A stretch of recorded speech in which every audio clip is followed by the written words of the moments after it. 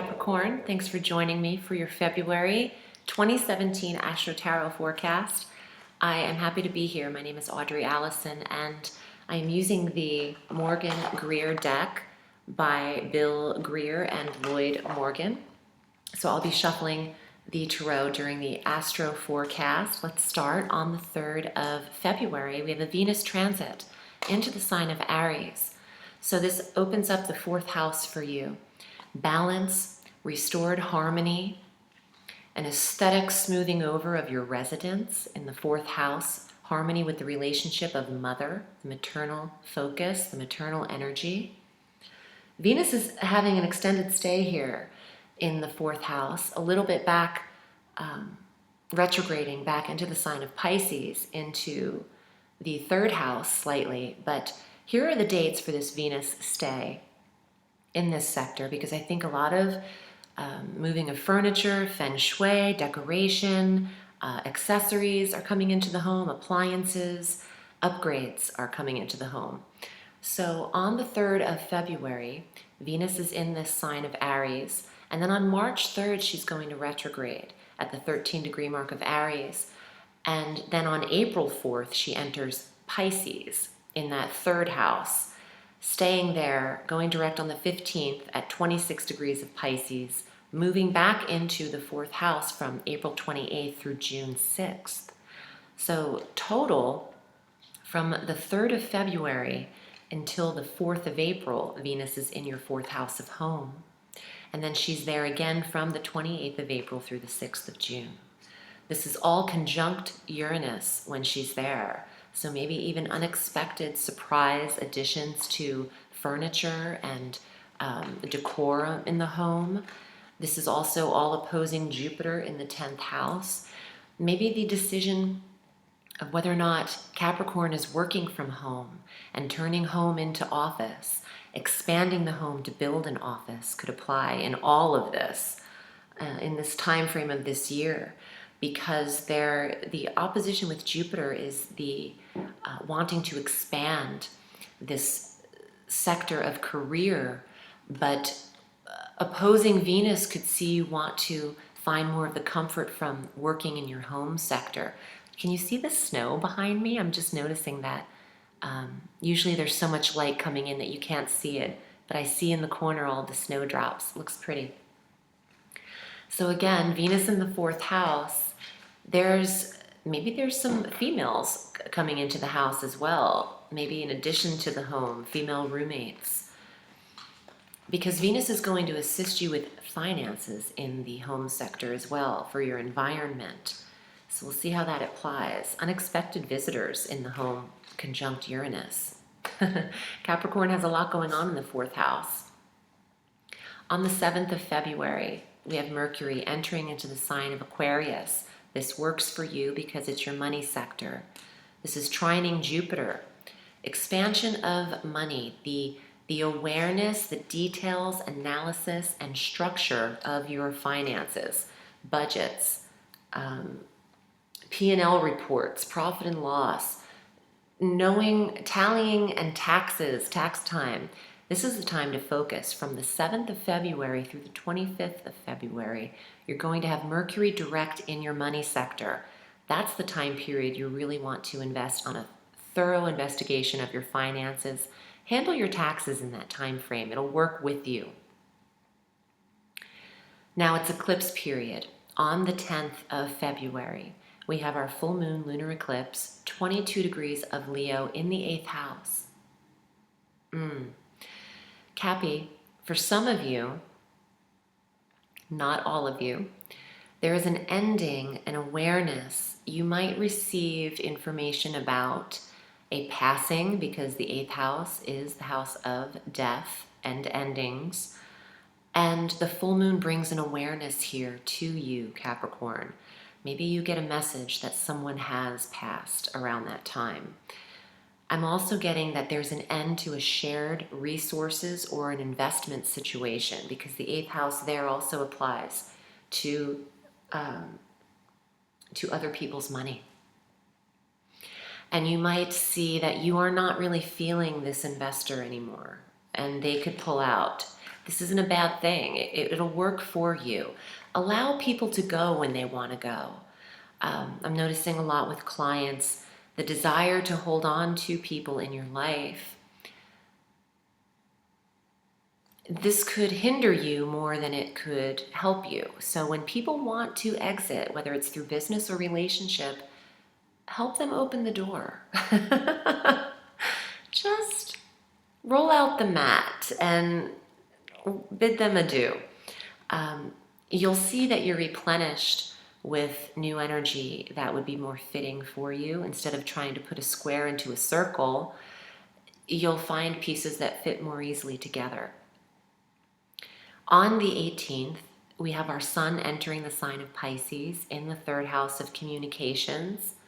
So this works beautifully for interviewing, public speaking.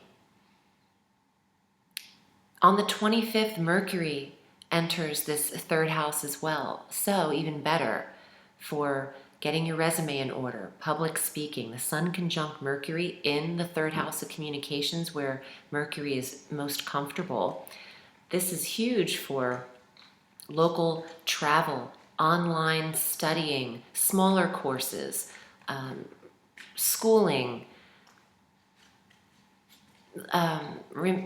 relationships with siblings. And I wanted to say remembering who is closest to you, local travel. Don't forget your neighbors. Maybe there's something happening here with people who live near you. And a new vehicle could come into play here soon, because on the 26th, we have our new moon solar eclipse in the third house of Pisces. At 8 degrees of Pisces is the new moon eclipse. So this third house is lit up for Capricorn from the 18th on. New moon eclipsing in either a new location, a new vehicle, a new area of study for you. Jupiter is retrograding from February 6th through June 9th. In the sign of Libra, a review of the career sector is important for Capricorn. The 10th house that you naturally govern on the solar wheel is influenced with Jupiter there through the 10th of October. Jupiter retrograde isn't like Mercury, though. It's not detrimental. It's just a little bit slower is all.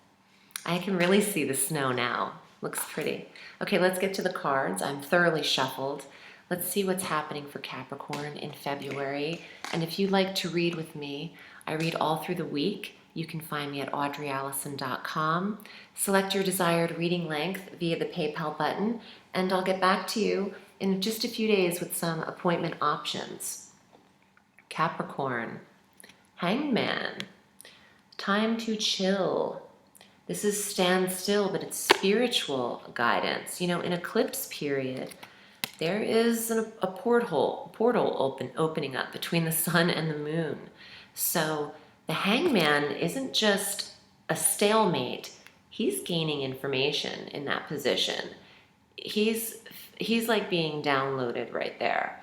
But also with the Hangman, he's not really tied up as much. It's not like the Eight of Swords where you're really bound, or the Devil card, which is really being bound by restriction. He's only tied by one ankle. So he's there by choice.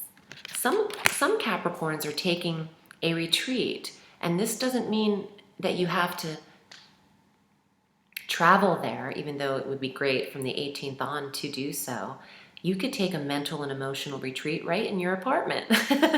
You can just turn the phones off, get the yoga mat out, nurture the body, get to bed early, recuperative rest, self-care. Ooh, look at this, Magician, major arcana cards. This is a new beginning for Capricorn. It's a new beginning for us all in the year of beginnings. But Cappy, you have all the tools you need to gain insight and move forward. You've got your coin for wealth, the wand for action, the sword for speech, the cups for your full emotions. You are completely developed as an individual. You can make your own decisions and choices, and I think this has to do with your 10th house of authority, the house that you naturally govern. Your next card, 10 of Wands, releasing the burdens, releasing all of the strife that you've accumulated. He's got some burdens to bear, and it's hard to carry all of them on your own. But dang, look at that muscle. Homie's popping. He's got like several Oompa Loompas in that arm.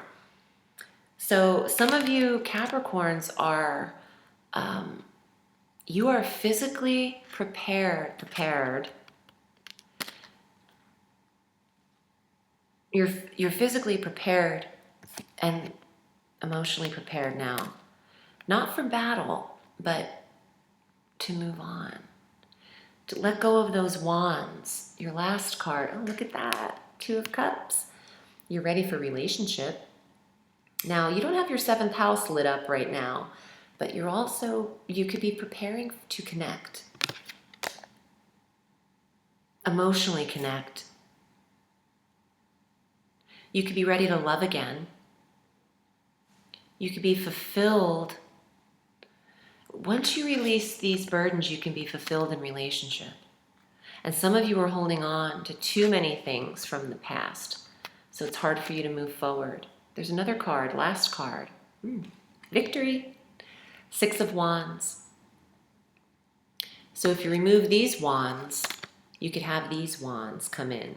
Reward, replenishment, that's it. Like I said, emotional replenishment and fulfillment. Reward, award, being looked at in a victorious way, receiving social media attention and likes and literal award for accomplishment. So don't think you're not ready. You're ready.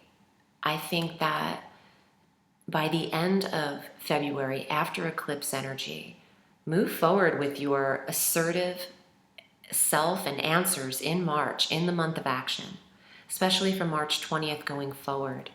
And it's okay to be downloading right now and taking a little bit of a step back.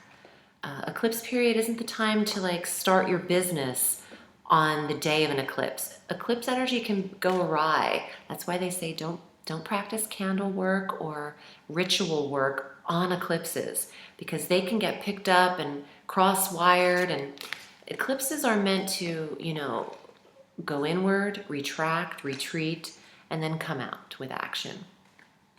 Thank you, Cappy. I'm wishing you a beautiful February. Remember, the sky is limitless, so reach for the stars.